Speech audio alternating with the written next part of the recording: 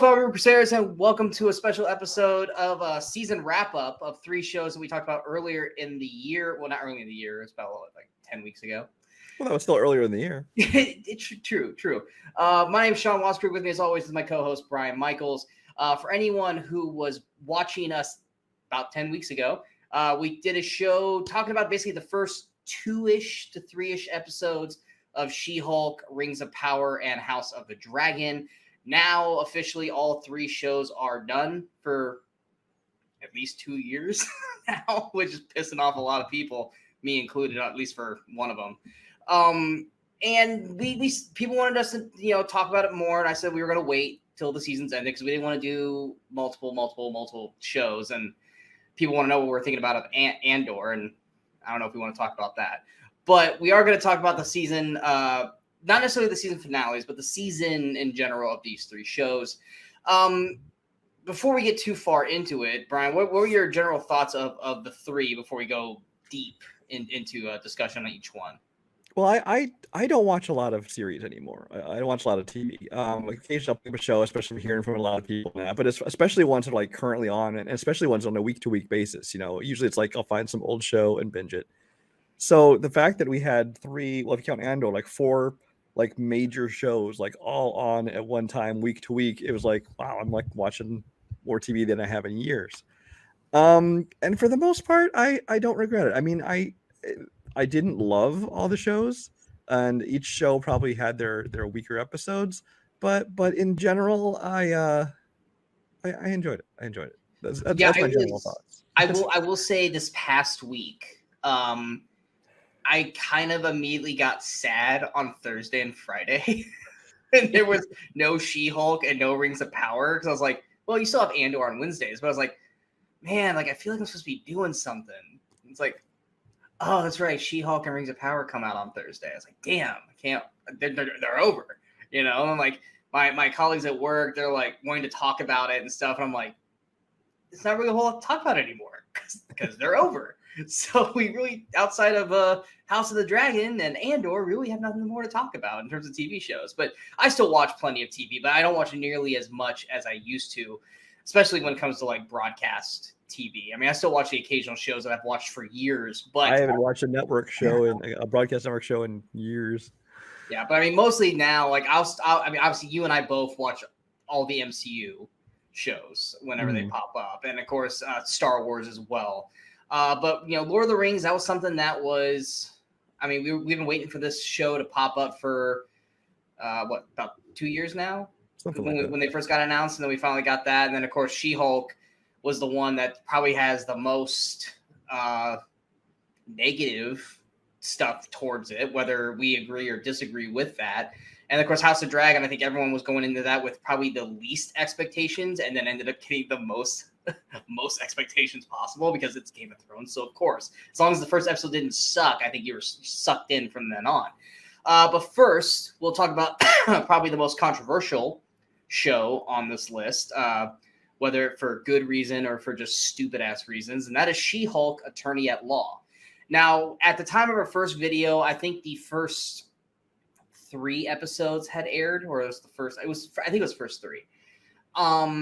And you and I were both kind of more on the negative with it. I think we both were in agreement that we both enjoyed the first episode, where she was kind of learning her powers with Bruce, and then once it went into her kind of on her own without Bruce, and it was more kind of like this half-hour. I say legal loosely because you barely are ever in the damn courtroom on the show. It wasn't clicking as well. We both love Tatiana Maslany. We both think that she was fantastic, and we still both agree she is fucking amazing on the show, and I will watch her in anything.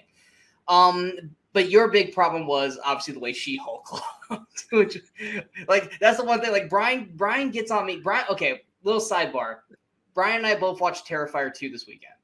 And I watched Terrifier 1 on my own and Terrifier 2 with him. And I could not get over the fact at one point when Art the Clown uses the gun, because it just was like, it felt like a cheap ploy. And you kept watching it going, dude, just let it go. I'm like, no, I can't let this go. Like, it bugs the shit out of me. And whereas like with Brian, it's like, She-Hulk looked like She. Like, dude, just let it go. He's like, no, I can't. But he used a gun once per movie, and She-Hulk looks like that the whole time. But anyway. I was okay with the gun in the second one. It was the first one that was like, oh, he's getting his ass kicked, so he needs to pull out a gun to fucking get the upper hand. That's the part that pissed me off. But yes, She-Hulk, there were good episodes where she looked good. And I'm not talking about Tatiana Maslany. I'm talking about She-Hulk. You can tell there were certain episodes, I would say like the wedding episode, where I was like, wow, either they figured out how to get her to look good or they put more money into that episode to make She-Hulk look better. But then there were I would say this, I think she looked her worst when she was in her office for some reason.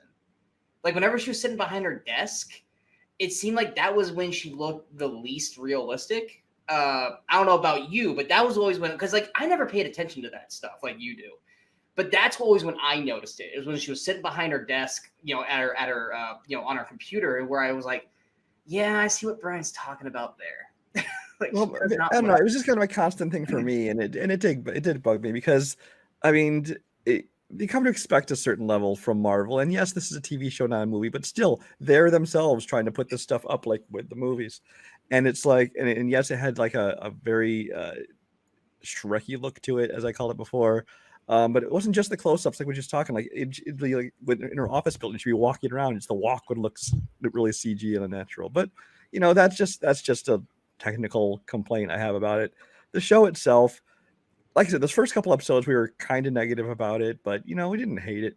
The next several episodes leaned really into the stuff that I don't know about you, I didn't care for. It got into a lot of weird, goofy storylines. I won't even start talking about the twerking, things like that. But we both are in agreement. The twerking was fucking awful, and we both.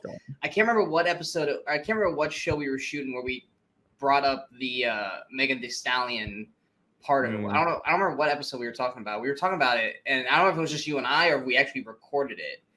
But we both had issues with that, and it wasn't because yes, the twerking is bad.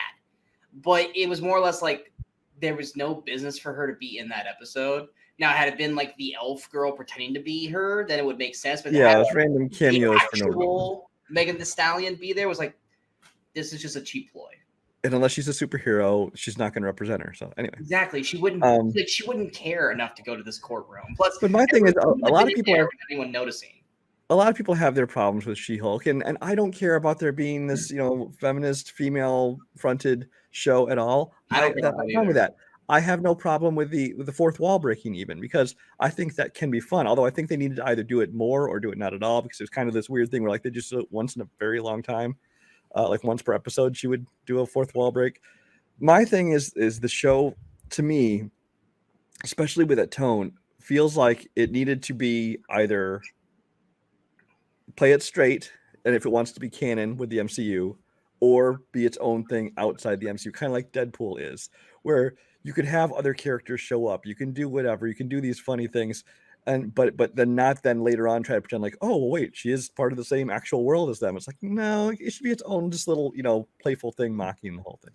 So I think that in that respect, that's where the tone of the show bothered me. If it wasn't trying to be canon, it wouldn't bother me as much. But yeah, just the plots of some of the episodes were kind of like, I don't care about it. Really, it got to the point where towards the end, I was like, I'm only watching this because it's almost over. I might as well finish it. Like I wasn't ever like, ooh, I'm excited to watch She-Hulk tonight.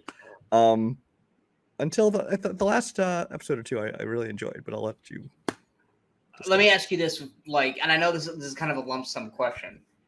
Which did you like more, this or Miss Marvel? This. Okay. I was like, you really didn't like Miss Marvel, and I know you. Miss Marvel was by far my least favorite of the MCU shows.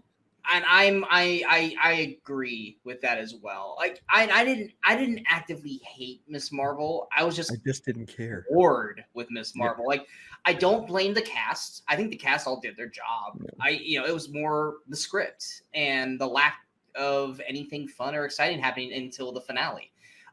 With She-Hulk, I feel like it was a 9-episode season, and I felt like the first, and I'm looking at the episodes so I can remember which ones were which.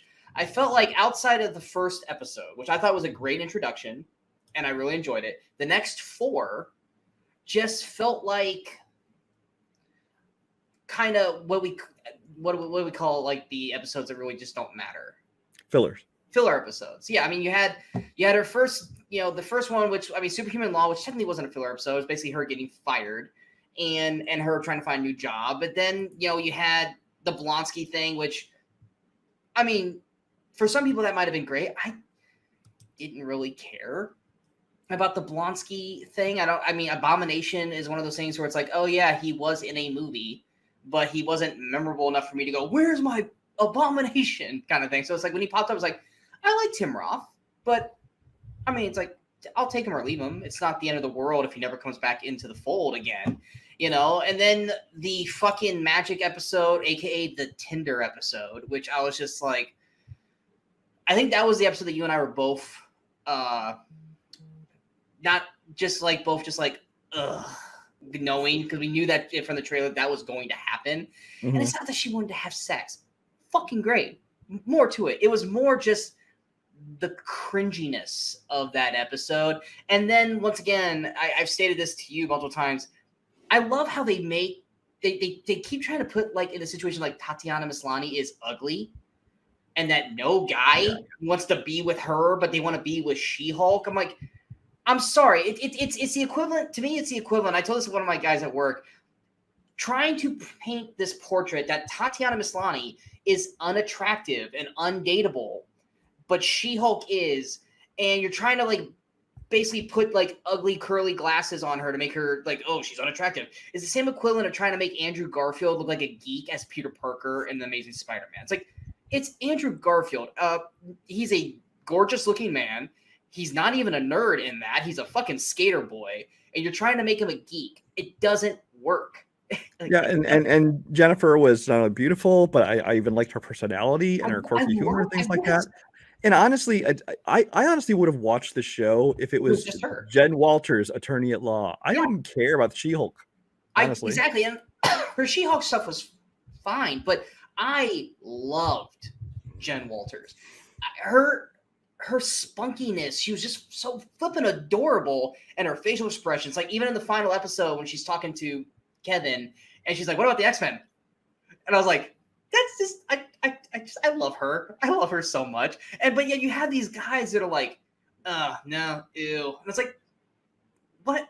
No, like, I'm sorry. I'm not trying to like do what do you call them when like a torch bearer or whatever for the torch holding mob. Yes, but I'm just like, I'm sorry, I don't buy this. Like, you're making me you're trying to make her seem like she's like this unattractive woman when she's fucking gorgeous and has she has the quirkiness that we love from, Kate Bishop and, Black Widow, but just cute. She's the cutest little button, and you would love to date a woman like that. And then she's also She-Hulk, which is cool, but it's like, and so it's like that shit just kind of irked me, because it's like, why are like, stop trying to paint this picture of this character. And each episode there's always just one cringy moment, whether it was the douchebag lawyer from the first couple episodes, which luckily they kind of went away from him, to like a screaming male judge during the Blonsky trial, or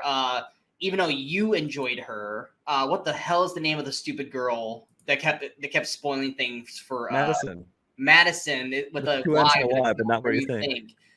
Ugh, get a fuck away. Even though here's the thing: is Madison as just the character in the show would have been like, okay, whatever, that was kind of dumb. But then her and Wong together, I'd like, that's awesome. I want to see a sitcom of her and Wong. I'm okay with her and with Wong, because when they were having their conversations on the couch talking, I was like, all right, it's not that bad. But it's like when she's not with Wong, I'm like, just push her into a portal and be done with it. But I felt like once we got to Just Jen, which was the wedding episode, which I know a lot of people are like, ugh, the wedding episode. No, the wedding episode was actually, to me, was the turning point to the season for me, because listen, hear me out. I see you face scrunching on me. It was an episode that was for the most part fully Jen until the very end. She got to dance and have fun. And what it also did that I actually really liked is that it was elevating her supporting cast, which I actually really like her supporting cast. I like Nikki. I love Pug. And I really enjoy those characters. And then we both love Renee Elise Goldsberry as But she Mallory was Brooke. practically not in the show. But in the wedding episode, she was a main character in that one because she was working that thing with Nikki, with the dude, which I thought that character was hilarious. The dude who kept marrying everyone. But those episodes were starting to elevate them. Like, I love when Nikki and Pug go out on little adventures. When they went to go try to find the suit guy, who I also love that guy. Blanking on his freaking name right now. I know him from another show, that actor. So when I saw him, I was like, oh, I love him. And but I love Pug and Nikki together. And it was when those episodes, when you got to have not Jen, but these characters, and it helped grow. It established that friendship and that relationship a lot better for me. And it made me be more okay, like, oh, there's no superhero fighting. I don't need the superhero fighting. Build this friendship with these people. Like, it's basically, it was like, those were the moments, like, they did that in Miss Marvel and it didn't work for me. But for some reason, it worked for me in She-Hulk, because the She-Hulk stuff wasn't really, to me, what was making me want to watch the show. It was watching Jen Walters, Pug, Nikki, sometimes Mallory, just dealing with life, going on with their stuff, because they were fun characters and I enjoyed the hell out of them. And then, of course, we finally get Rip It and Rip It episode, aka their Daredevil episode, which that episode was fantastic. For me, it was the first 2 episodes were okay. There was like 5 episodes of and then the last 2 episodes I really enjoyed, largely because Daredevil showed up. But I'm not a big Daredevil fan. I didn't even watch. Yes. For everyone who doesn't watch, it is pulling teeth to try to get Brian to watch Daredevil, because he's like, I just don't care. Like, it just seems boring and slow to me. And I was like, dude, Daredevil's amazing, and so is Punisher, and he will not. Did you ever finish season 1? No, I've only watched 1 episode. I'm not even sure if I finished the episode. See, so that's and since the show's over and it's not really canon, then I'm not sure if I want to bother. But I might try at some point. Kingpin is in it, which is why. Anyway, for Brian to say this about Daredevil from someone who does not have that backstory. Here's my thing: is I never cared about the character. I don't have anything against him. I just never cared about the character Daredevil in the comics. I've never cared about him in his first show. Kingpin, same way. Don't care about Kingpin. What I know about him is basically just from Spider-Verse. So it's like, I don't really know much. Version in the Spider-Verse, by the way. So I don't really care much about Kingpin either. But when he showed up on this show, and especially when I knew it was the same, it was Charlie Cox playing him again. I was just like, you know what? I kind of, quality of the show aside, because I've heard it's good. Quality show aside, I'm like, can we just, why are they using the same guy? Can we cut ties and not have the same Daredevil? Because now people are going to say, oh, it's whatever. But my thing is, he showed up, and then there was the first thing you really see is the action scene. And that was fun. It was very well done. I thought it was actually a great action scene. But the relationship between Matt Murdock and Jen Walters, I love. The two of them together. I will watch a whole show that goes 10 seasons of them two together. I feel, oh God, what is that show that you love so much? It had like 10 episodes, and it had 1 season. You talk it up like crazy. It was a Manhattan Love Story. Manhattan Love Story, but with Jen and Charlie Cox. You'd be like, yes, I want. Come to think of it, the personality of those 2 characters was really a lot the same as Jen Walters and Matt Murdock. You would ship that show so bad. Just saying. No, but I love their relationship together, and then of course when he shows up again at the end of the last episode, and they're kind of together, and it's like, oh man, I hope they do more with this, because I love them together. Yeah, I loved everything about them. I love their banter back and forth on the roof, where he's like basically kind of showing off his powers and stuff. Let me ask you real quick. On Daredevil. Somebody who hasn't watched it, that show seemed like a very serious show. It's an R-rated show. Did he have that same kind of lightness and sense of humor to him on that show? He has it at moments, mainly when he's trying to woo a girl. He's kind of flirty and like that he is with Jen.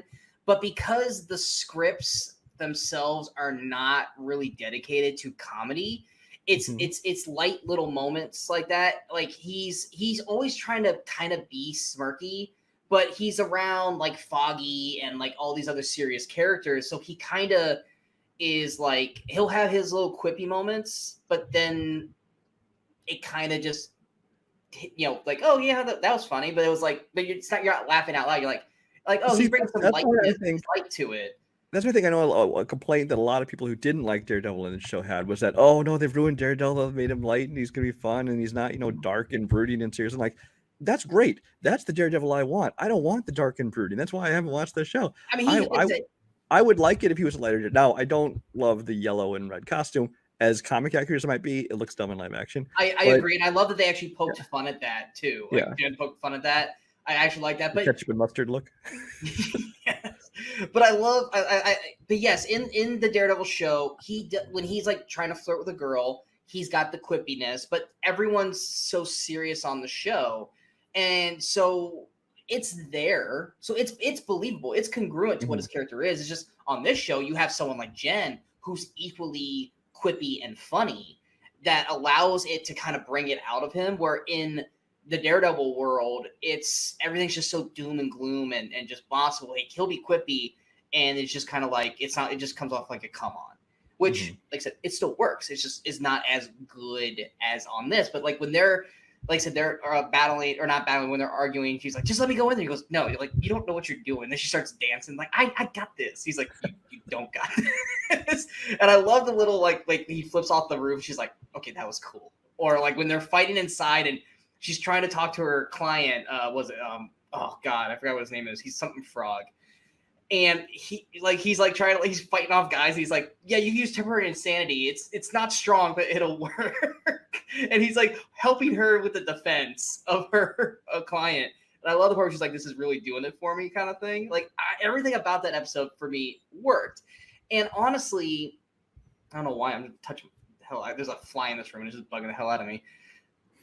And part of me almost kind of wished that was the finale, because I felt like that was just like a perfect book note to end the season. And you end it on a cliffhanger with what the fuck's going to happen with her at the end of that episode. Because the finale, I've watched it a couple times now because I'm trying to like go, is it more just like shock factor when I first watched it? Or is it, was I overthinking it or whatever? And it's kind of a mess of an episode. I didn't hate it, but I also didn't like that they went full Blazing Saddles with the episode. I know you hate Blazing Saddles, but that is exactly what they did. That's exactly what they did. Well, I hate Blazing Saddles. Honestly, I forgot that's how much I don't remember Blazing Saddles, because I forgot they even did that in Blazing Saddles. I loved it. And the finale was my favorite episode of the whole series. Now my favorite moment would be from the previous episode, the Walk of Shame that Daredevil does. Oh, that's great. That's fantastic. Love that moment. But the finale of this episode is, like I said, I wanted them to decide, are we going to go all in on this concept, or are we just going to like once in a while dabble? And they went all in on it. And I loved every minute of it. I did not like the writing room. I thought the writing room was kind of like one step forward, two steps back, because the writing room felt like every guy in her world, which was oblivious idiots. And it was just like we're past this. Like, because that's the part that really irked me about the show throughout, is that they always had to put something in each episode, almost every episode, that just made you want to hate guys or just make people stupid and idiotic. And it's just like, we don't have to. You're making the MCU, you're making Thanos' point right that 50% should have been knocked off, because there's a lot of fucking idiots in this world based off of She-Hulk. So when she goes into the real world, first off, everyone freaked out that was doing live streaming when she went to Disney Plus, because everyone thought if you watch Real Rejects, like they all went, because they thought they fucked their whole video when it went back, which that was really cool for its moment. But when she goes into the studio, like I hated the writing room segment, but when she goes to talk to Kevin, I loved all that. The Kevin thing worked for me. It was more how once they left Kevin, it was like, oh, everything's done, the end. And I was like, it made. Well, that was her point in her conversation with Kevin. Is her battle wasn't with, Abomination or with everything that happened for the last. I'm not going to say 8 episodes because the Daredevil episode, but it made the last 7 episodes, this whole like underlying plot of what's happening behind it, inconsequential to the actual story. Well, I think it's more a matter of what you thought was the A story, what you thought was the B story. It turns out no. Her coming to this acceptance, that was the A story, and this whole thing with the The men's group, that's the now that makes it 2 series in a row where there was no villain in the show. Because there was no villain in Miss Marvel, and there's no villain in She-Hulk. That is now 2 TV shows with no villain on the show. It's more about the person who's the lead dealing with their powers and how they're going to live their life with it. And real quickly, talking about the whole men are evil thing, I understand that in a show like this, which is a female centered character, especially somebody who's often being held down by men, things like that, that there will be characters like that. And that is a big part of it because I'm sure that as much as sometimes they seem like they're going over the top with seeing how oppressive they are, how chauvinistic they are, how gross they are, that's probably how they're perceived by women because they have to deal with these people every single day. I get it, but it was just a matter of too much. Every episode is like we get it. It felt like whack-a-mole. They just kept repeatedly banging in our head, and I was just like, we get it. Let's move on from this. Let's elevate past that and make things better. Like I said, and I loved even on the Kevin part where they basically kind of came out and basically were like, yeah, this is all the problems that are wrong with the MCU.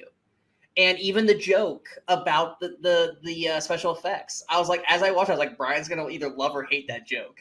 Like, can you change off screen? We've already moved on to something else, and you're really expensive. And I even loved when she was leaving the room, and she's like, "What's the best cost-effective, budget-friendly way to do this?" Yeah.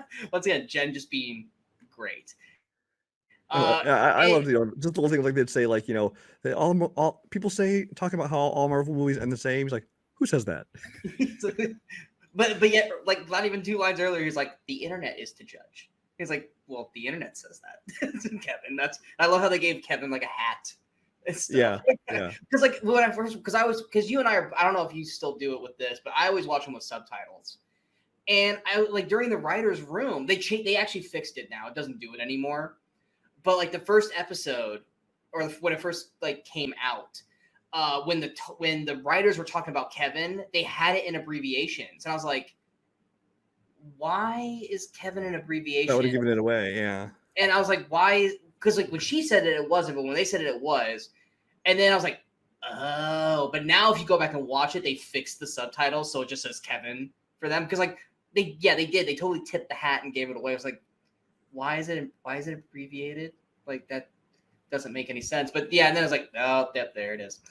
And but then like, okay, did you like or dislike the Hulk needle drop? Did you feel like it needed to be done? I like Hulk when he was on the show early, kind of helping her, figure out her powers, things like that. And then he went away. Obviously, they were hinting that he had something he had to go take care of, and I had heard kind of what that people thought that story was going to lead to. And then when Kevin says, but wait, but we were going to use him to introduce this, and it's like, no, save it. It's not important. And I'm like, that's good. But then they did it anyway, and I'm like, it wasn't necessary. Plus, first of all, I don't even really like the idea of Hulk now because they've already ruined Hulk.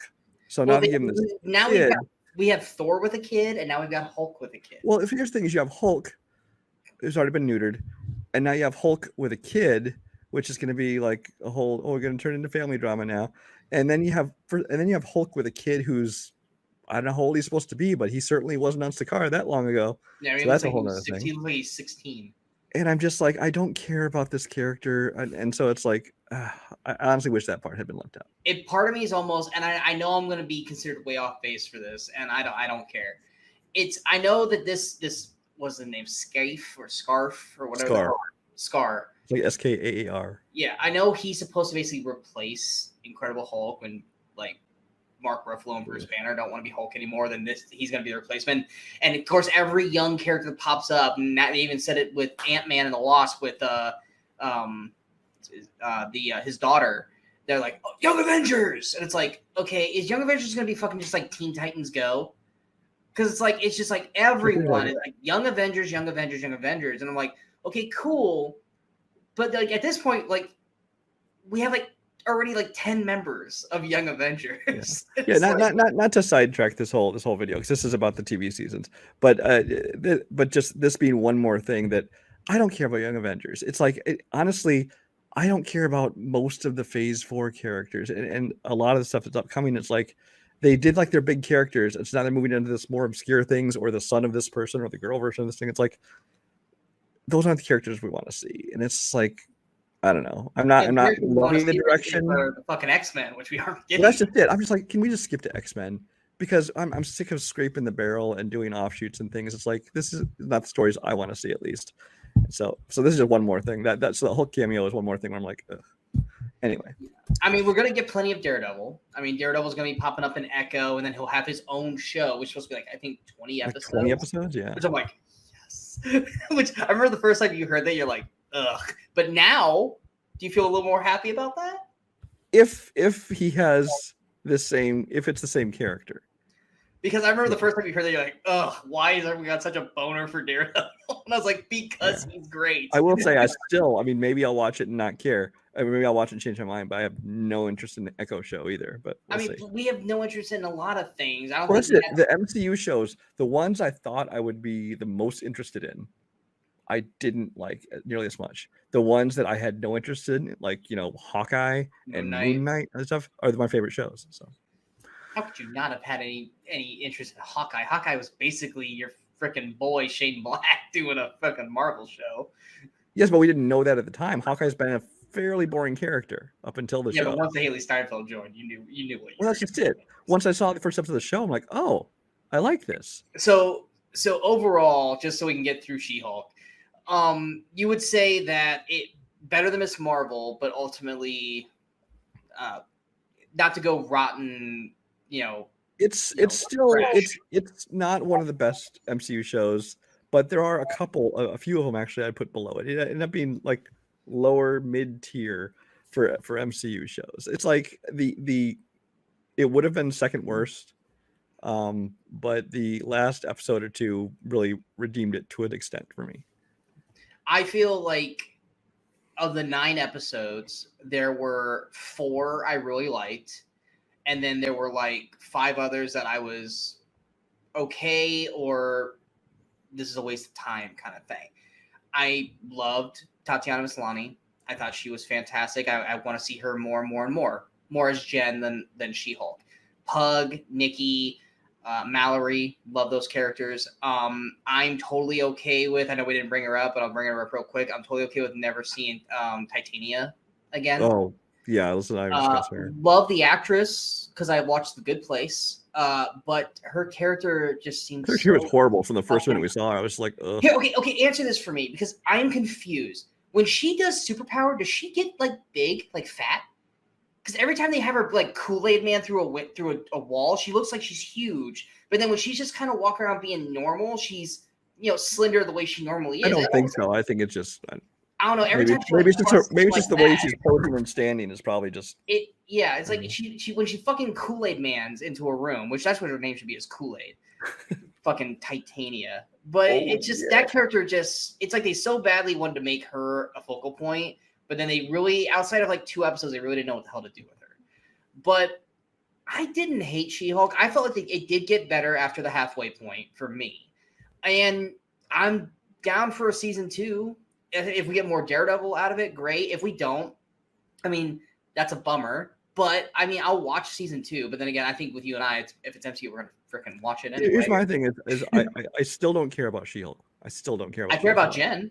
If I would like to see Jen show up in the Daredevil show. Not like she doesn't have to be a regular character. Just an episode or 2. She, is in there, Yeah, and that's what happened in the Daredevil shows, too. Like Jessica Jones would pop in for like an episode or 2, or Luke Cage or Punisher. And it's still his show, but they'll like pop up for an episode, maybe 3, and do something, and then go off and do their own thing, which I was totally okay with. And they could totally do that with her as well, especially if you got 20 episodes. She better fucking show up at least once. But next, we're going to go into Lord of the Rings, Rings of Power. I believe when we talked about this previously, we had only seen the first 2 episodes, which was the premiere. And you and I were both kind of in agreement on the show. It looked gorgeous, as it should, because it's freaking like the most expensive show ever. But outside of a couple characters, we weren't really caring about any of the things we were watching. We didn't really know many of the names. It was just this elf, black elf, healer lady, other dude. other dude, female, Galadriel. It's like that's what it was. Now, I will say for me, this is one that there was at least probably 3 episodes that I watched of this that I had to fight to stay awake, or I got to the halfway point and I was like, I'm gonna fall asleep. I need to pause this and watch this like tomorrow. Never had to do that with any of the other shows. Now, granted, She-Hulk was only a half hour, so technically I made it to the half-hour point of Lord of the Rings. And granted, you're watching these at like 2 a.m. So. True, but but House of Dragon, I can watch that at 2 a.m. and be focused all the way through. But there were things I liked, but there were other things where I was just kind of on. Durin and Elrond, I think you and I are both in agreement. Best part of the show, best characters on the show. Loved, which we said this in the first 2 episodes. Best character development, best just characters in general. That like when they're on screen, you are locked in and focused on them. Galadriel, I thought was solid, but she kind of got stagnant halfway through the season. It wasn't until they went back to Middle Earth that they actually gave her kind of something to do. The annoying teenage boy didn't end up being nearly as annoying because they kind of flipped his character halfway through the season in my eyes. The big reveal of Sauron, I didn't hate. I was okay with it, but the problem is that they gave it away like I think 3 scenes sooner than probably what they intended, because he all of a sudden just started talking differently as soon as they got to the Elf Kingdom, and you're like, what the fuck's going on? And then I was just like, oh well, yeah, I guess that makes sense, kind of deal. But I'm gonna stop right there. I'm not gonna go completely into everything. But like, what are your general thoughts of Rings of Power? Well, Rings of Power, I thought it looked good. I thought I enjoyed the episodes I saw, but I didn't love them. But I've never been a huge Lord of the Rings fan as it did. I like them, but I'm not a huge fan. So for the entire run of the series, there's not a single episode I watched when I was bored or uninterested. I enjoyed every episode of this show, and for how they looked, for the character interactions, all that kind of thing. But I'm also realizing, for me at least, how completely forgettable everything ended up being. Because honestly, I'm sitting here right now looking at like some information about it, because I remember almost nothing specific about the show, and it's only been off for like 2 weeks. 2 weeks, yeah. It was like 2 weeks ago was the finale, I think. Yeah. And it's like, and so I remember characters and I remember interactions and relationships and some of the main moments, but I'm sitting there thinking, wait, did I watch 10 episodes worth of stuff? I don't remember 10 episodes worth of stuff. Didn't you say, was it 2 weeks ago, where you're like, did I watch the finale? And we're like, yeah, you did. kind of thing. Even my mom did that too. Yeah. Where she was like, I was gonna watch the finale of Rings of Power, and then I realized I had already watched it. And I was like, well, because like the relation, obviously, like I said, the relationship with Jordan and Elrond, I love their relationship together, and honestly, the way his wife played into that too, I enjoyed that. Mm-hmm. Galadriel and them, I have no problem with. Honestly, I don't have a problem with a single character on the show. Actually, I do have a problem with one, and that being the stranger. I hate that he turned out to be Gandalf. Well, it's not confirmed yet, but it's pretty much Gandalf. He uses the same line and everything, but who knows? The other wizards could use that line, or he could have gotten it. He could have been I'm honestly hoping that he ends up being a mentor of Gandalf. It's likely Gandalf, but if that is the case, I think that is the most boring possible outcome. It contradicts the story, because Gandalf's not supposed to be around in the fourth age or third age or whatever it is. He's supposed to be in the next age. Which, I don't know. If they make him Gandalf, that to me is just like, I feel like it's a worried cop out. When like the prequels decided that like every character who was ever in Star Wars had to show up, I'm like, oh, that's that person. That's gonna become that person. It's like, okay. It's like, we already have Elrond and Galadriel. We don't need to do this. But again, that was the other thing too that we were getting worried about was Halbrand, before we found out he was Sauron, was like, he's basically Aragorn. Like, he's basically just being Aragorn B in the movie. Did you agree with that? That he was basically just acting like Aragorn? I had the feeling that's where it was kind of going to, but yeah, obviously they twisted that and turned him into Sauron, which honestly, I'm really curious to see now. where it goes. Of course, for both this and for House of the Dragon, we have to wait like 2 years for these shows. They're both 2 years away, and She-Hulk, we have no idea. Yeah, She-Hulk, we don't know if she's going to appear another season, another show. Who knows what's going on? But so I'm really curious to see where it goes from this point on. But as it is so far, I'm kind of like my ending thoughts kind of like, yeah, I enjoyed it. I think, if I can remember it. It's one of those things where it's like I enjoyed it, but it almost has that kind of feeling of like the Hobbit movies to me, where it's like in the mind of watching it, I had fun, but it's gonna be like in 2 years when they go, here comes season 2, and I'm going, shit, what happened in season 1? Shit, now I gotta rewatch. Yeah, I'm gonna have to rewatch season 1 so I can remember what's going on. Instead of watching it because, I want to watch season 1, so I'm ready to go. It's like, no, I got to watch season 1 so I can remember what the fuck happened. Well, that's the thing with both of these shows. It's like, I understand that TV now is not like it used to be. TV now is huge endeavors. It's really movie level filmmaking, especially these two shows are movie level filmmaking. So obviously they're going to take longer. It's not like when you could make 23 episodes of, Supernatural or something in a season, and there'll be 23 more ready for the next year. This is like much bigger budget, much fancier. There's much better television, and so it's going to take longer. But at the same time, both these shows knew they were going to do second season, so you should already have been ready to start filming. I figured that Lord of the Rings was going to do like Lord of the Rings and shoot it all, like just connected, just to get it in the pocket, get it done, kind of thing. Like I know reshoots happen, like and neither show has like big stars that you're like, oh well, they needed to go off and do these other projects, so we couldn't film now. It's like, no, they all have good actors, but not like names who have full schedules. I mean, where is he? Because I want to say his name. I don't want to call him Elrond. Where the frick is Elrond's name? Robert Aramayo. I mean, he does have to do stand-in work as Neil Patrick Harris. So, I mean, he might be busy.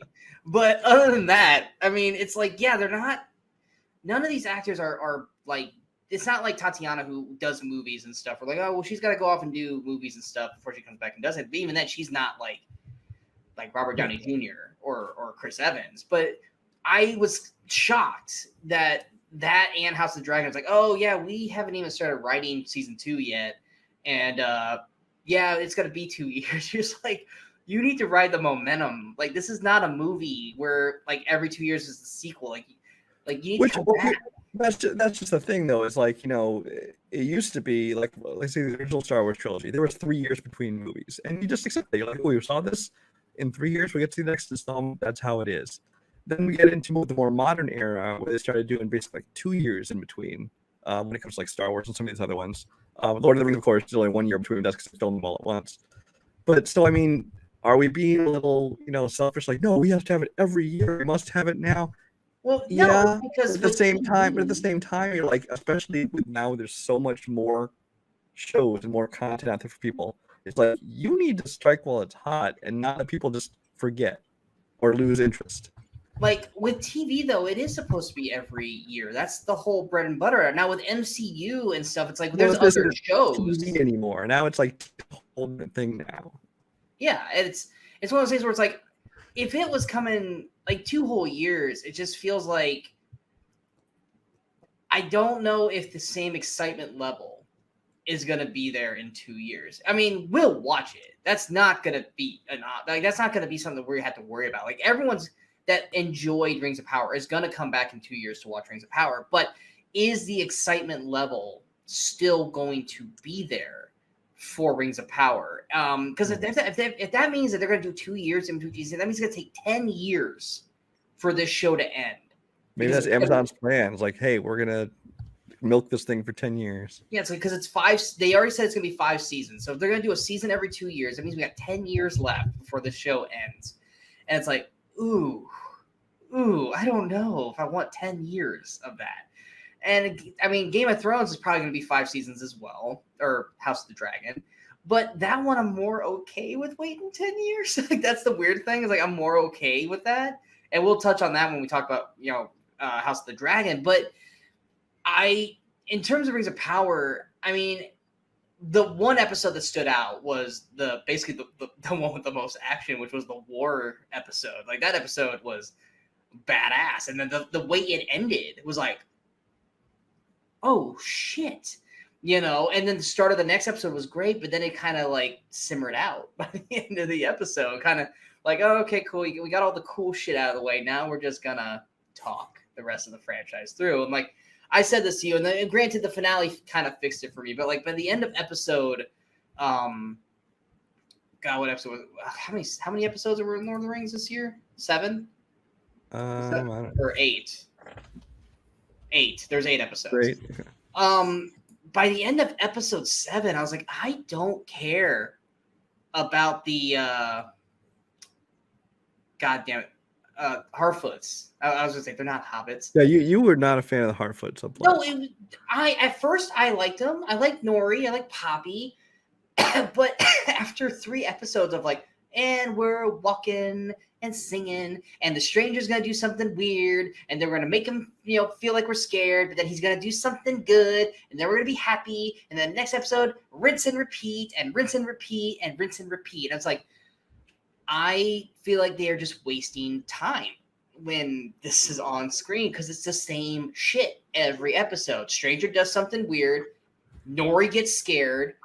By the end of the next episode, she's warmed back up to the stranger, and then he does something weird, and she gets scared, or the tribe or whatever you want to call them, like turn on him and all this, and then he goes and does something, and it was like that the whole fucking season when he finally, you know, joined up with them. It was just like, please, like, let's fucking go. And then finally in the finale, we did get that, and luckily for me, they're going to be gone now because the story is moving away from them.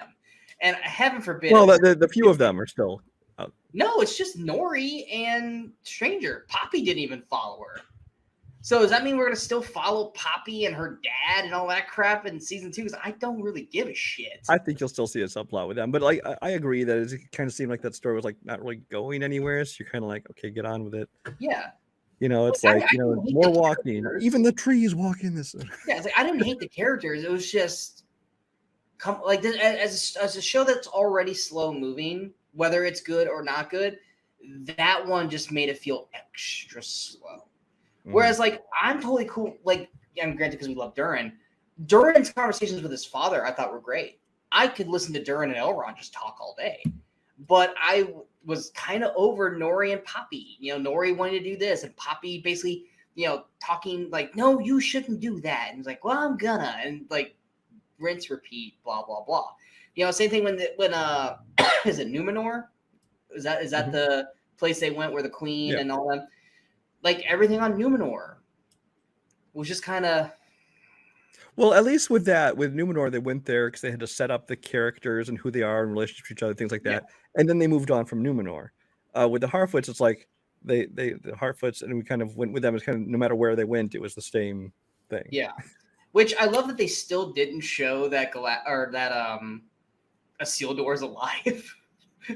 Like, we all know he's alive, guys. Like, could we have just shown him? And to people who have never watched Lord of the Rings that are watching. Well, because you know, Isildur, isn't he the one who like cuts off? He's the one who cuts Sauron's finger off, and then is supposed to drop the ring, and Elrond's like, Isildur! And he's so clearly he's alive, and then of course you see the horse out looking for him later. He dies by arrows to his back in a river, and that's how Smeagol gets the ring, because he drops the ring in a river bend and blah blah blah. We saw that in the first 10 minutes of Fellowship of the Ring. So you teasing that he's dead is like, come on, can we just? I mean, I guess it's supposed to be the idea of like, we know that, but the characters don't know he's alive. I get that, but to now wait 2 years for that reveal that he's not dead, like, you could have done that in the finale and just like moved on. Like you could have still kept him to the point where his father and everyone thinks he's dead, but just show us Isildur because we know he's alive. But like, now we gotta wait 2 years for us to see him again because you're trying to play it off like he is dead, and it's like, we fucking know he's not. All right, go ahead and finalize your thoughts on Rings real quick. Got stuck in my throat. Yeah, so I mean, the show, it's not like one of my favorite shows of all time or anything, but I enjoyed what I saw. I'm definitely interested in watching future seasons. But it's not something where I personally am not like, you know, oh my gosh, I can't wait for the next episode. When it's on, I'll watch it. Yeah, it's one of those things where I feel like when Lord of the Rings or when Rings of Power did Lord of the Rings, I think it worked really, really well. When it kind of felt like it was just running in place because it had 8 episodes to fill, is where it dragged. Now, even when it drags, much like we say with MCU movies, even at its most boring, it's still better than most TV out there. Yeah, and I didn't feel that any of the episodes were filler. I think that all of it was necessary, relationships being forged and getting people into place for, where it was going, things like that. There were definitely slower episodes, but I didn't feel like anything was just filler. No, I agree. There was a lot of parts where it was like these people are having to kind of stay in place because we need to get these people to this point. And I thought the orcs looked great in this. I thought this is the first time the orcs have looked good since the original trilogy. And I love that the orcs yet, though. They're just uruks.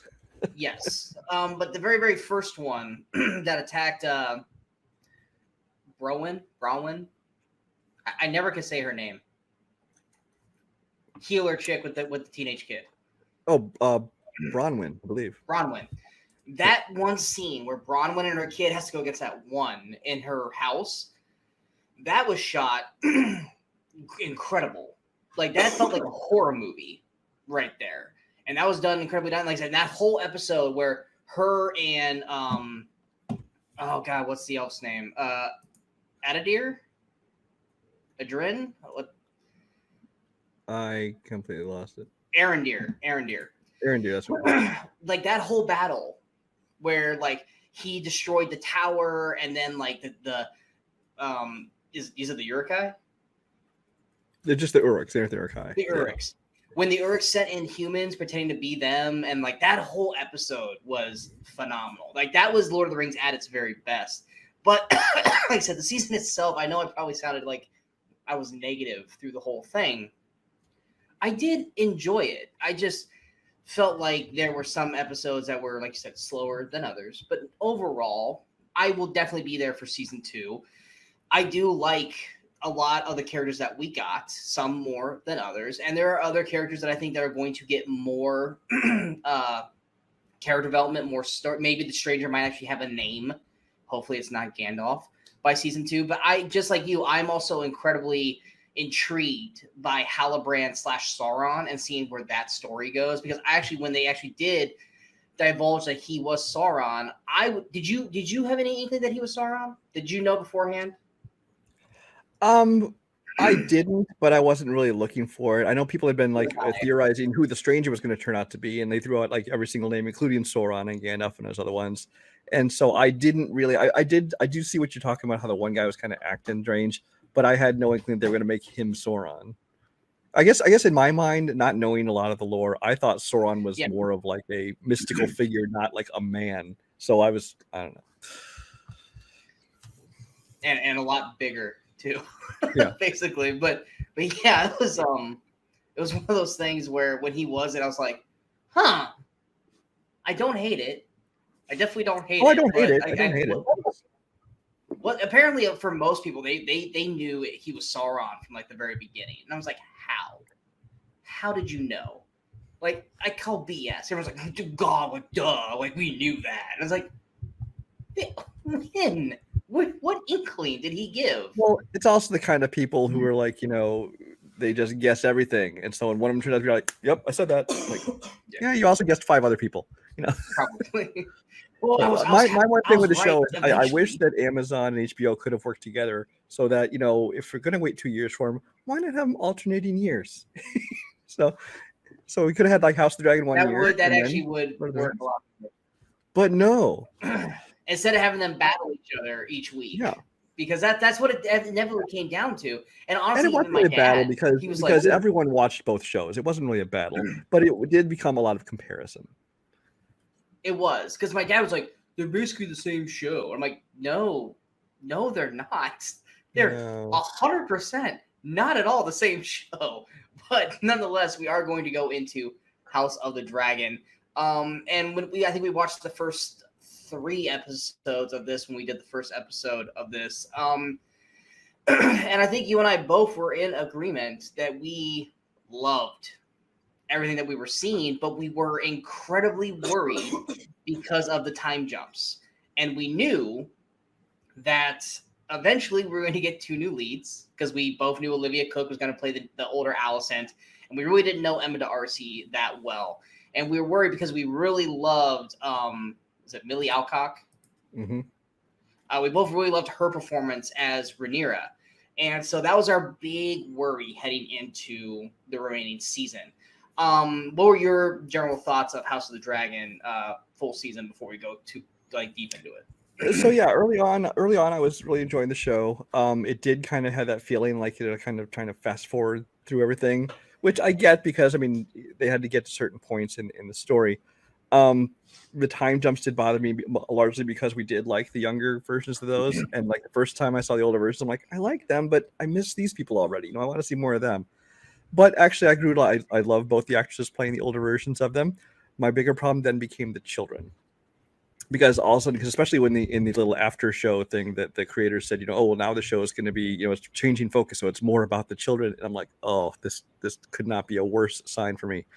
But then they did another time jump, and this one in this case was a good thing because they jumped to where they are now, where they're more intriguing. It's not a bunch of little brats Basically who are each other around on the now. playground. It's like now they're basically young adults and they're involved in the Game of Thrones, and all that kind of thing, and the intrigue and the betrayal and all that kind of stuff. And so I do like where we ended up. Yeah, that's my general thoughts. Yeah. Basically, bottom line, Brian says, "Fuck them kids." They're doing a good enough job to do that to each other. So yeah, that is very, very true. I kind of was in agreement with that. I love Olivia Cooke. We both do. We're both fans of her. And she was probably the one that was the easiest to transition with Alicent, because I feel like her and I'm blanking on the actress who played young Alicent. But I felt like those two transitioned relatively smoothly. Whereas with Millie Alcock to Emma D'Arcy, they felt to me like two separate people. Like I was watching Emma D'Arcy play Rhaenyra, but it didn't feel like Millie Alcott's Rhaenyra. And it wasn't for me until the finale. Honestly, it was right when she got her crown put on her head. And then when she started to act like more like a queen, that I was like, now I'm actually starting to see Millie Alcock in the performance. Like now I'm actually starting to see them merge into one person, because she was doing some facial expressions in this finale that was like, that to me seems like a Millie Alcock expression, or the way she worded certain things. I'm like, that sounds like Millie Alcock right there. Like this, it took me 4 episodes of Emma D'Arcy for me to basically go, I now see them as one character, whereas I was seeing them as young and old Rhaenyra. Whereas with Alicent, I was good from the get-go. But they're both doing great. Like this is not a knock on Emma D'Arcy. I thought she was doing a great job all the way through, but it was just Millie Alcock was doing so freaking good. Yeah, no, with both her and Emily Carey's the other girl's name, who played young Alicent. I like both of those, and for me, it was only about like a 1 to 2 episode adjustment, where I'm like, I know it's the same character, but it doesn't feel like the same character. But after about an episode, I did feel like, this is the same character to me. It was just a different age, so there's some maturity and things like that played into it. But I do agree, the younger kid versions. I was not really in love with the performances of the kids. They were just kind of there. I mean, they didn't hit that annoying level where you're like, oh my God. But they were like, yeah, they're diverting a lot of attention to them, and I don't really care until we got to that. Well, and especially because the only thing about the performance I didn't like is it's just what you get from child actors is when they were playing, like, the one brothers were like bullying the other ones, things like that. It was just overacting a little bit, and which I wouldn't care about, except that they said, we're going to shift a lot, focus on this. Like, no, on them. But then, once they grew up to where they are now, it was okay, because like you could see that the performances were a lot better. I will say this, and this bugs me to no end, is Aegon and Aemon. Aemon looks older than Aegon. Like Aemon looks like 5 years older than Aegon, and Aegon is the oldest. And which I mean, I've seen that happen where a younger kid, especially if he gets taller and it starts to look older than and I get it, and I honestly think the eye patch helps make someone look older too. Well, he also looks like he's fucking Damon's kid too. Yeah. Literally, there's that one moment where they square off, and it's like looking in a fucking mirror. It's like Damon and Aemon are basically the same damn character, which I actually really enjoy that. I think the new Aemon character, once he got Vhagar and once he grew into the older version, I was like, dude, I am intrigued as hell for this character. I could give a rat's ass about Aegon, but I am all for Aemon right now. And I loved the blue sapphire eye they gave him. It's like, dude, if I had that, I would never wear an eye patch. Dude, that's a badass look. Why would you cover that up? But it's honestly, his one eye looks like one of the Night Walkers now. I'm just saying. It does. Because when he pulled that out, I was like, that looks pointy. Like that looks uncomfortable as shit. But it looks cool. But that looks uncomfortable. But to me, the highlight of the season. There's a lot of highlights. There's a lot of great moments in the season, but that I can't remember what episode it was. I think it was episode 7. I think it was episode 7. When Luke cuts Aemon's eye out, and they have that moment in that room where it was the most tense, oh my God, I don't know what's going to happen with Alicent and Rhaenyra and the kids. And I've gone back and just rewatched that scene quite a few times now. And I love that moment when Viserys is like, no, we're done. I said so. And Alicent's like, fuck this, and grabs the knife. And you hear, the head knight, I'm blanking on his name, not Kristen, but the other one, he's like, hold your ground, and she's coming. I was like, oh, this is what I wanted to see, this insane intensity. Well, that's the thing is, while the show has scenes of action and fantasy and dragons and sword fights and whatever, largely this movie or the show is a lot of talking, a lot of people staring in rooms, a lot of those tense moments, and it was a lot of the best scenes were things like that. You're like, what's going to happen now? What's going to and it wouldn't be so much about what somebody's going to do, so much what somebody's going to say. I mean, I remember when that episode aired, because you watched it before I did, and I was like, "How was the episode?" They go, "The first half is pretty boring, but then it's not." And I was like, "What does that mean?" And sure enough, I didn't find the first part boring. I was just like, "Okay, boring." It was kind of like, eh. Well, yeah, because it's a lot of them just standing around looking at each other. But then, yes, when it gets to that scene, I literally was like. It was I loved everything about that. And then I really, really enjoy where this season's going. I agree. I do think the time jumps were a little overdone, but I get why they did it. You and I both were really negative on time jumps, but where the story is, where the story is going, it makes sense now. And I think a lot of you had to see the early years.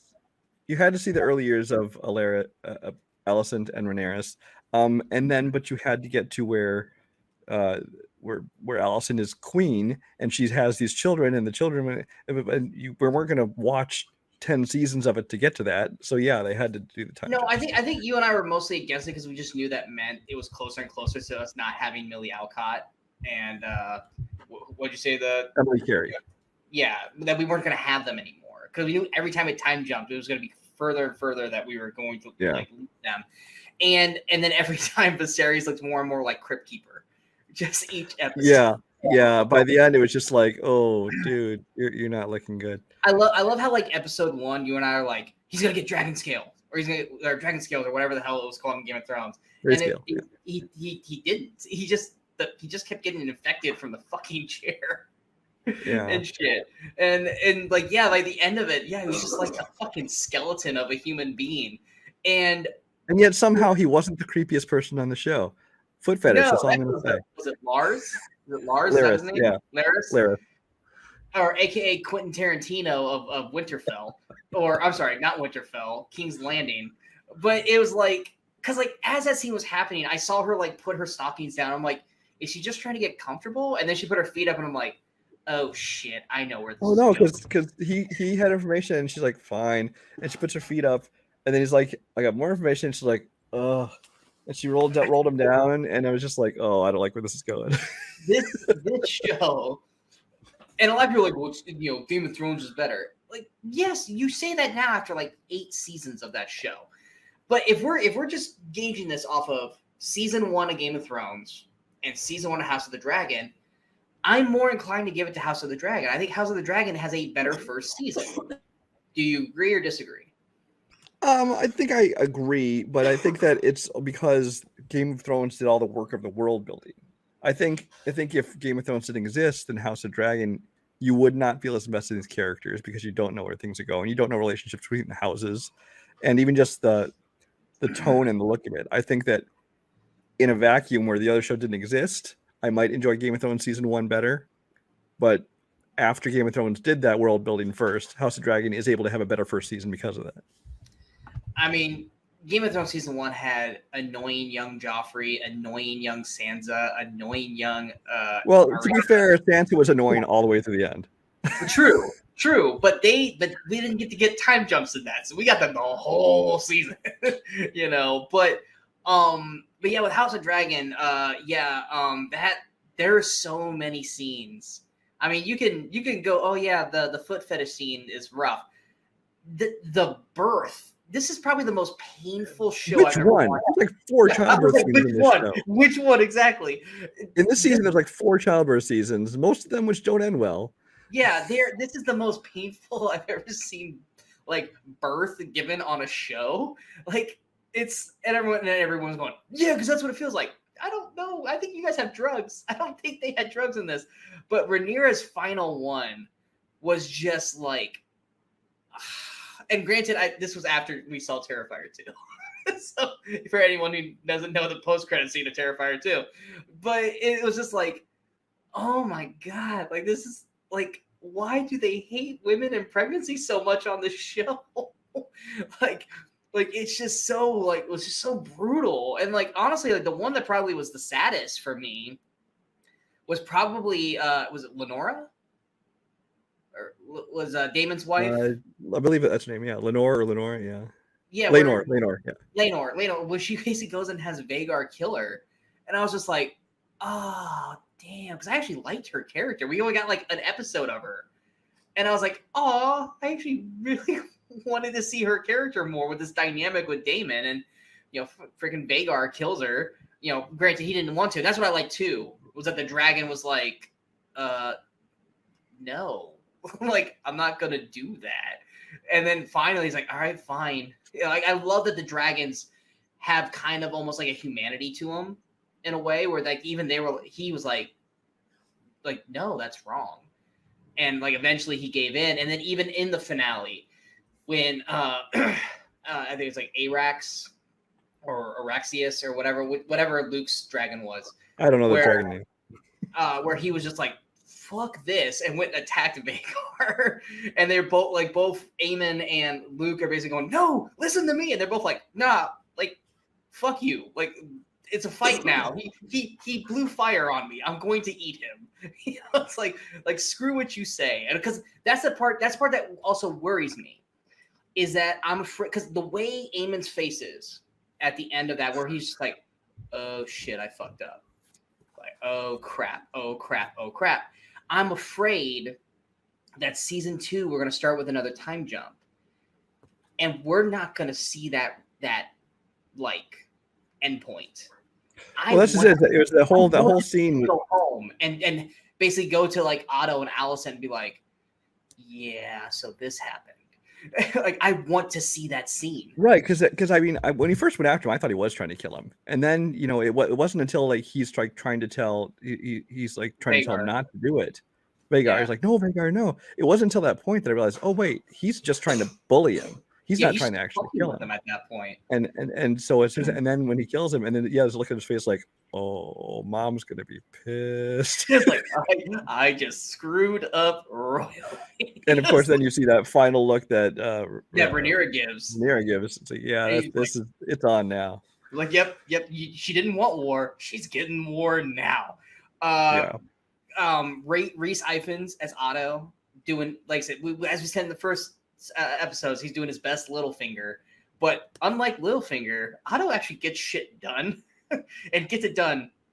Well, I wouldn't say rather quickly because there is quite a bit of time jump. So he probably gets about as much done as Littlefinger does in the same amount of time.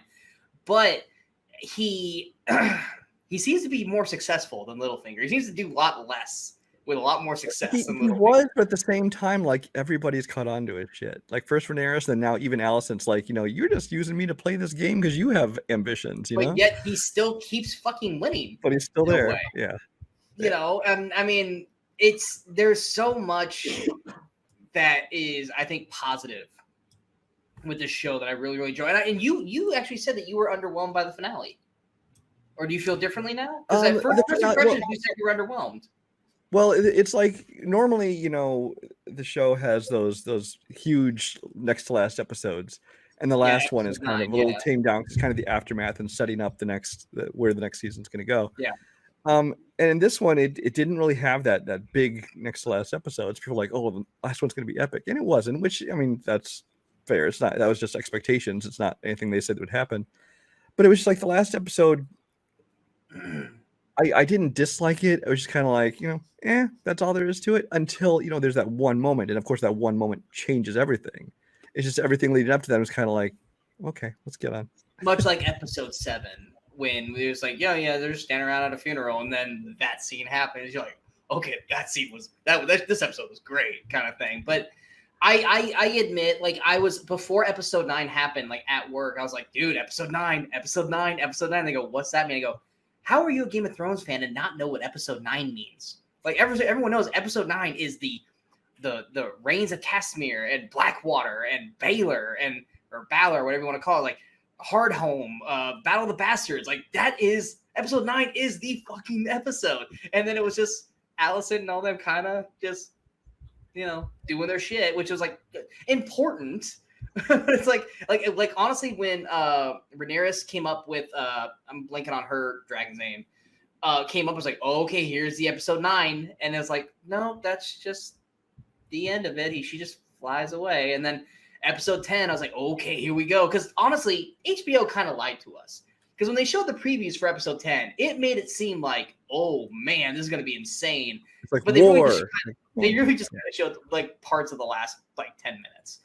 But I will say I want that table from episode 10 when it lights up. I was about to say, if anything, they showed us the coolest fucking table you could ever get in Lord of the Rings or in people at home making those themselves right now. Oh, absolutely. There's going to be so many like Facebook like things like DIY, make your own kind of deal, because that is the coolest damn table I have ever freaking seen. You're not going to be able to eat on it, but you're going to be able to just stand there and just look at it and just be at marvel of it. Like, that was just the coolest damn thing. Like, at first, like when they light it up, I'm like, is that the map? And then like there's so many times they shoot that. Like, you can even say HBO was proud of that because they made sure you saw that shot like every 5 seconds. It's like, even they're like, this is the shit. Like, we're gonna make sure we show this all the time. And one scene I also really loved too, in the finale, was the scene where Daemon chokes Rhaenyra because she brings up the song of Ice and Fire. And what I loved about it was that she didn't freak out.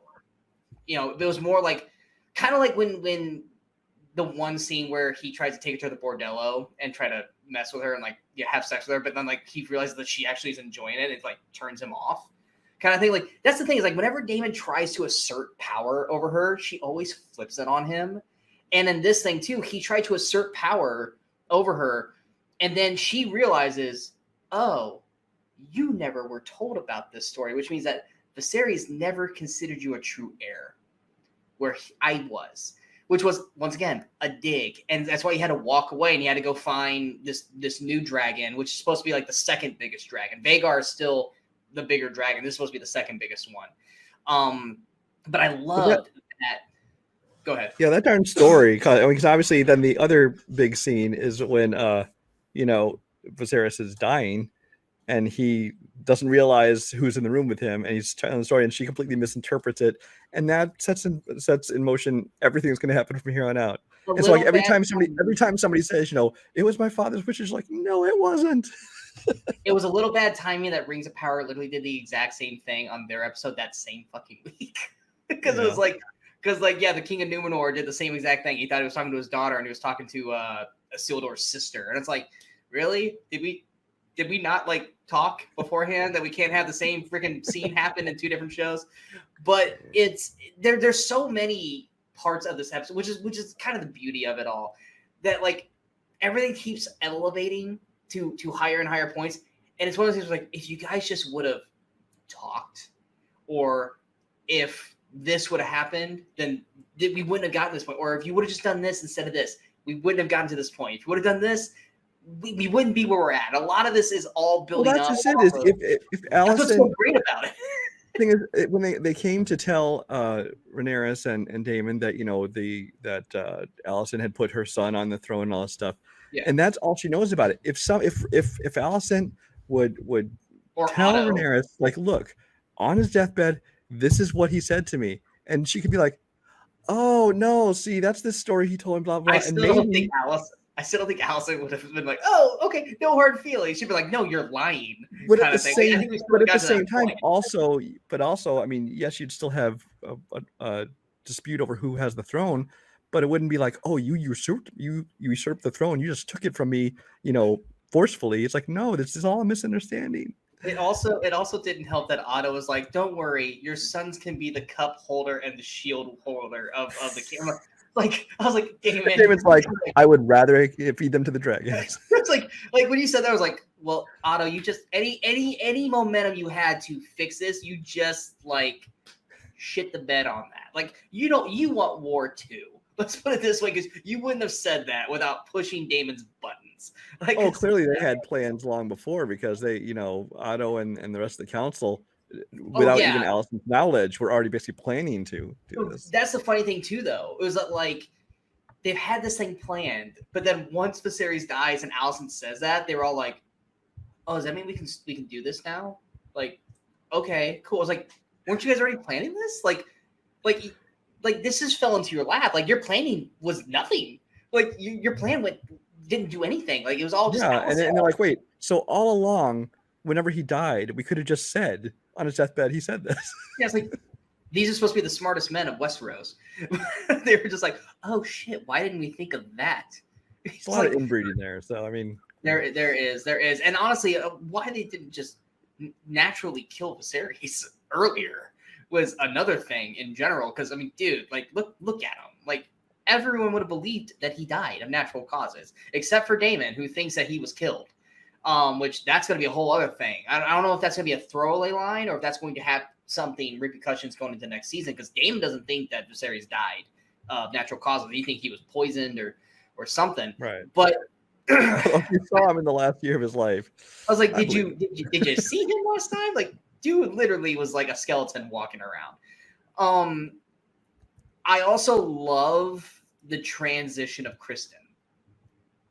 How he went from like.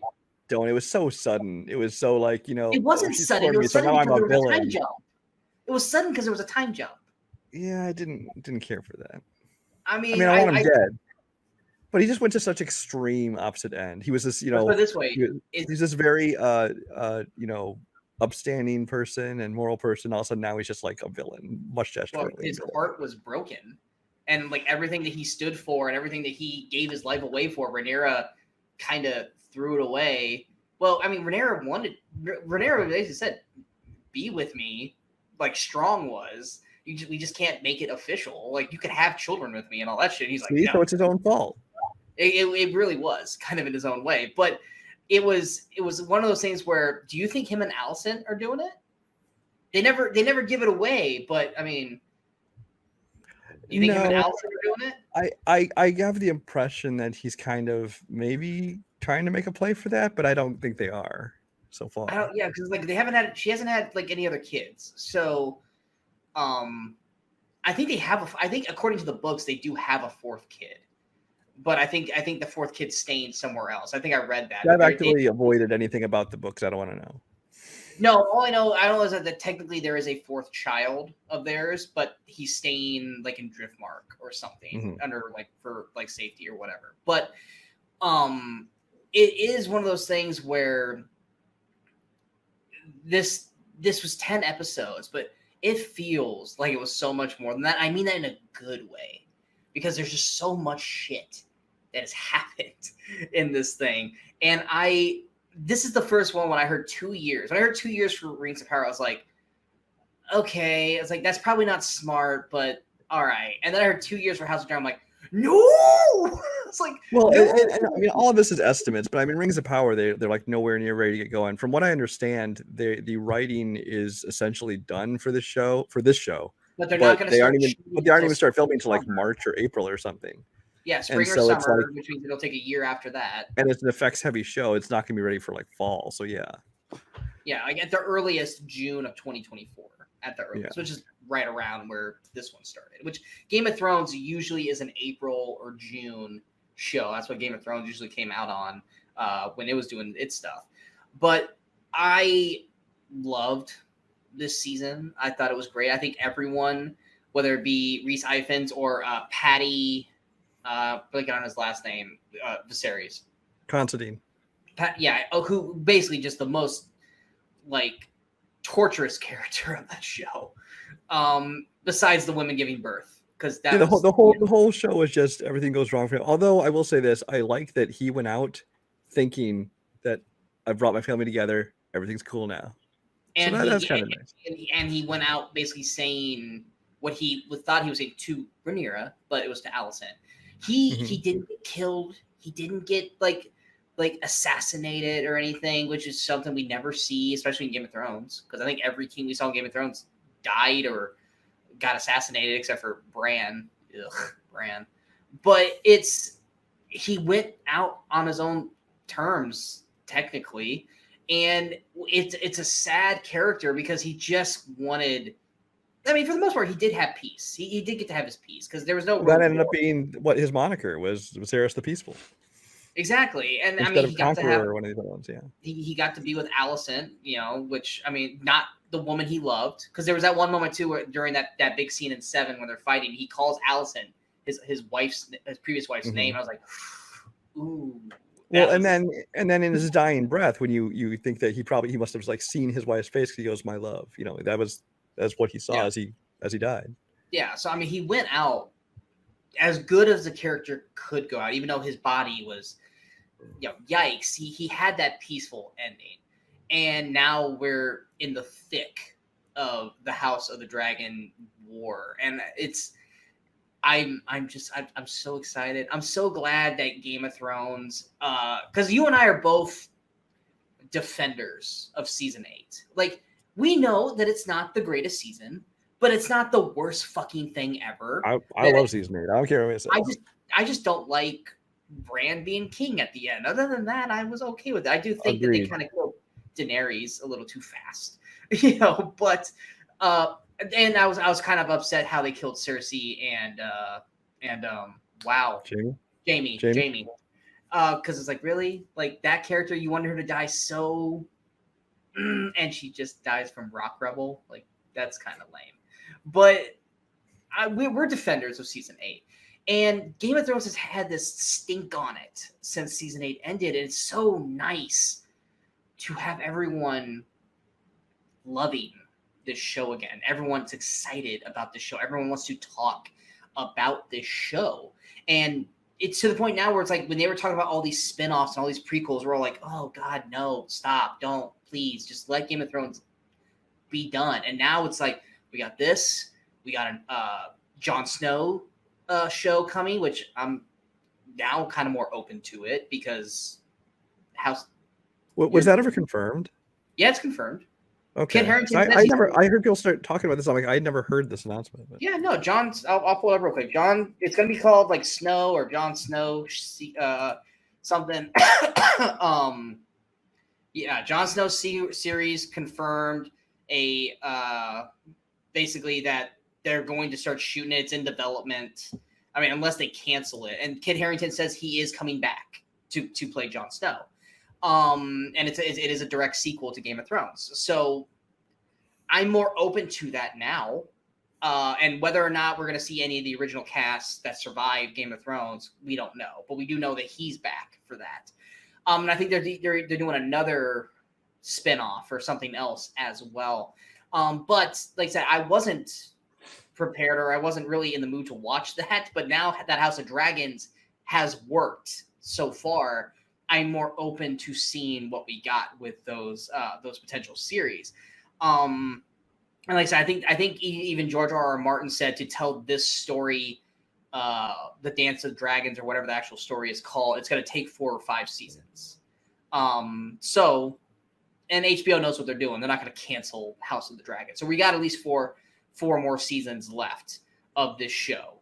And Brian and I are going to be waiting to watch this because this was the show that like Brian and I was like every Sunday night we're like, you should watch it yet? Did you watch it yet? What'd you think? What'd you think? What'd you think? Let's talk.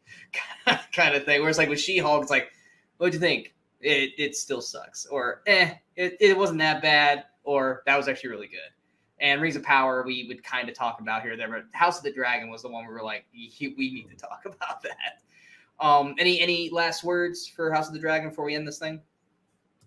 No, just a correction to my earlier thing. It was Lena, not Laenor. Laenor's the guy who escaped on the boat. Yeah, and that's the other thing too. Like, part of me was wondering, like, when they were when Rhaenyra and her husband, I'm blanking on his name, the Sea Snake, we'll call him that because that's what he basically is. Were like, she killed our son. Like, are you guys ever gonna tell them that he's not dead, that he's actually living happily? Well, especially now that Rhaena's on their side, you know, I kind of think that at some point like, he's going to say something, and they might need to recruit him at some point because he's another dragon rider. So, you know. Yeah, because I mean, he did ride Daemon's dragon at one point. Oh yeah, are you okay with Matt Smith's performance as Daemon? Because you were on him at the beginning of the season. Are you more okay with him now? I'm still not a Matt Smith lover. I think he's fine in this role. I think he does a good job in this role, but he's not like, oh my gosh, he's my favorite part of the show. He's fine.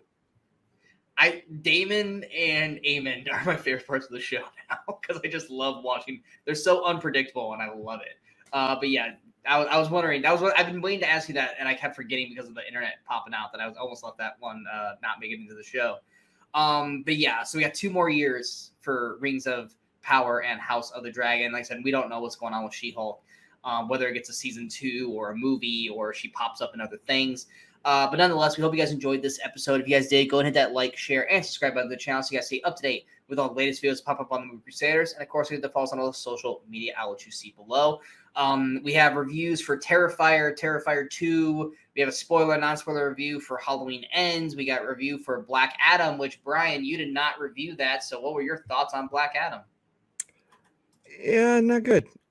It's not good. Honestly, I actually just finally wrote my review for it today on Letterboxd. I basically said that it's probably on par with some of the, you know, lower tier DC movies such as Green Lantern and Wonder Woman 84. And Halloween Ends. But I also said I would still rather watch that. I should watch Black Adam than Joker or the Batman. You just love that's such a troll move that you just want to do that little dig every time kind of thing. Somebody needs to say it. And what about Halloween Ends? It's not good. No, that one. No, Halloween. I was not a fan of Halloween. I don't care about the Halloween franchise largely. The Halloween 2018 I actually quite enjoyed. Kills was not good, and this one was just. I'm never gonna watch it again. I'm sure. So. And just because Brian had to state this on comment, Brian is very pro Terrifier 2. Yes, Brian loves Terrifier 2. I think when I watched it with him, it was your 4th time watching that movie? 4th time. Well, the thing is, the first time I watched it because I wanted to watch it, and I pretty much all 3 of the subsequent times I watched it were because I wanted to watch other people's reactions to it. So. And he loved my reaction to that movie. Because it was like, I love some reactions. You didn't have the reaction I wanted. It was just a lot of.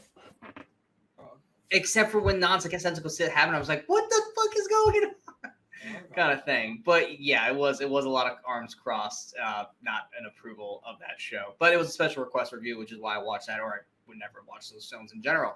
But yes, plenty of movies coming out here. We'll have reviews for. In terms of shows for Brian and I, we will discuss and figure out what to go from here. And when we figure it out, we'll shoot the shows and you'll see it on the channel. And then, of course, our Halloween special, we're nearing the end of the month of October, so hopefully you guys have been following that list. If not, you can still check it out and see what movies we recommend for you to watch during this Halloween season. But other than that, that's it. My name is Sean Wasserkrug. This is Brian Michaels. We are the Movie Crusaders. And until next time, in case we don't see you, good morning, good afternoon, and good night, Movie Crusaders.